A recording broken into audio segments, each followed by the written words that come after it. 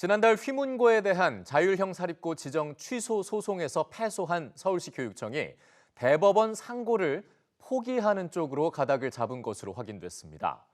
소송을 책임지고 이끌어갈 교육감이 없는 상황에서 정부 기조에 반하는 소송을 섣불리 결심하기 어려웠을 거란 분석이 나오는데요. 서진석 기자가 취재했습니다.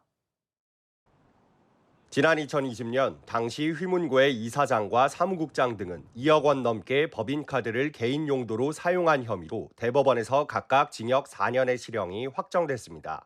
서울시 교육청은 관련 혐의 등을 이유로 휘문고에 대한 자사고 지정을 취소했지만 휘문고 측은 즉각 반발하며 소송을 제기했습니다. 1심 법원은 서울시 교육청에 손을 들어주며 회계부정이 학교의 공공성을 침해했다는 이유로 자사고 지정 취소를 인용했습니다. 하지만 지난달 열린 2심에서는 법원이 자사고 지정 취소가 법률에서 정하지 않은 것이란 이유로 1심 판결을 뒤집었습니다. 서울시 교육청의 상고 기한은 오늘까지입니다.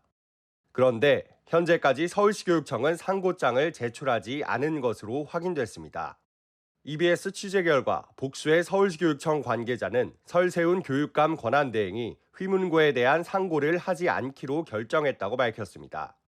조희연 전 교육감이 직을 잃으며 권한대행 체제로 이번 사안을 결정해야 하는데 정부의 큰 기조가 자사고를 유지시키는 방향인 만큼 상고에 대한 부담이 컸던 것으로 전해졌습니다.